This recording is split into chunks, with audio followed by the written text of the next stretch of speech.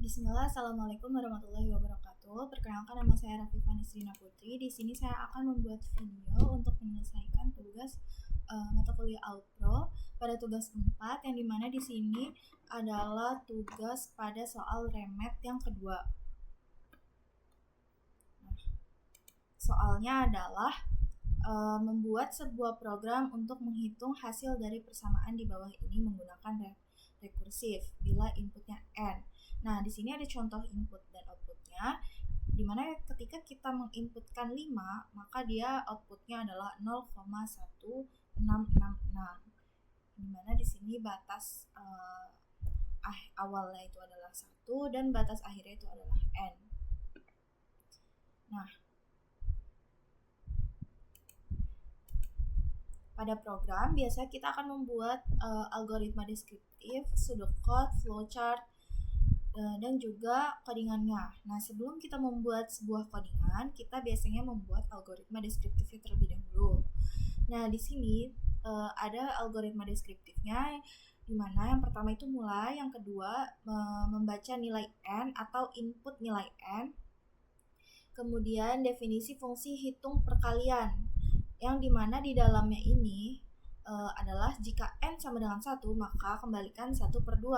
Jika tidak, kembalikan n per n plus 1 dikali hasil dari hitung perkalian n-1. Nah, ini adalah fungsi rekursifnya. Nah, di sini in main-nya. Kemudian panggil fungsi hitung perkalian n dan simpan hasilnya.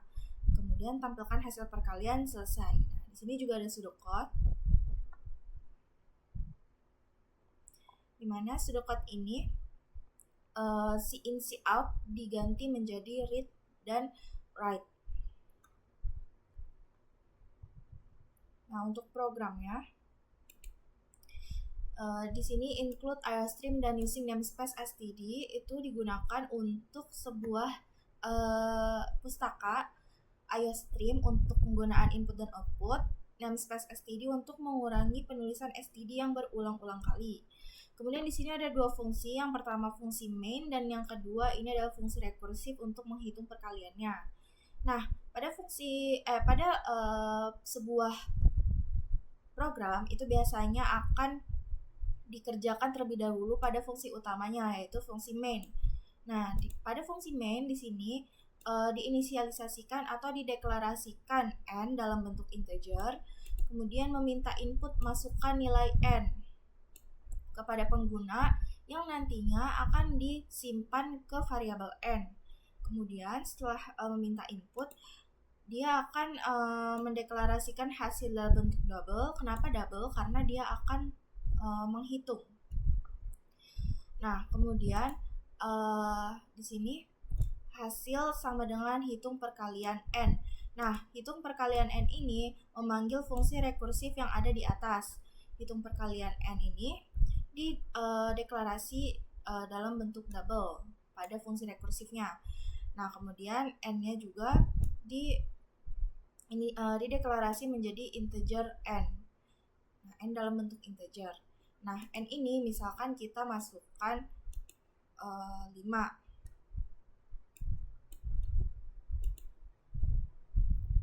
Misalkan kita masukkan 5.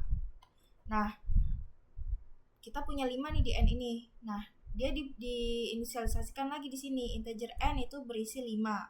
Nah, dicek apakah 5 sama dengan 1. Kalau iya, dia akan kembalikan nilai 1/2. Jika tidak, dia akan mengembalikan nilai double n per n plus 1 dikali hitung perkalian n-1. Jadi dia akan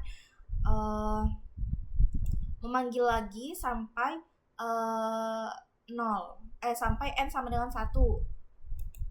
Nah, di sini kan 5 n-1. Jadi dia akan dipanggil terus-menerus hingga n-nya berjumlah 1. Karena di sini kan n sama dengan 1. Nah, coba kita running. Nah, hasil dari perkaliannya adalah 0,1667. Sama hasilnya.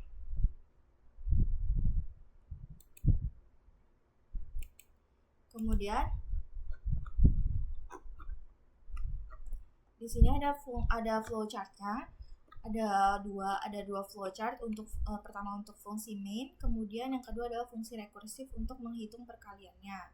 Nah, pada fungsi main ini di sini ada start dalam bentuk oval, kemudian jajar genjang n, input n dalam bentuk jajar genjang, kemudian proses hasil sama dengan hitung perkalian n, kemudian output hasil dan n line.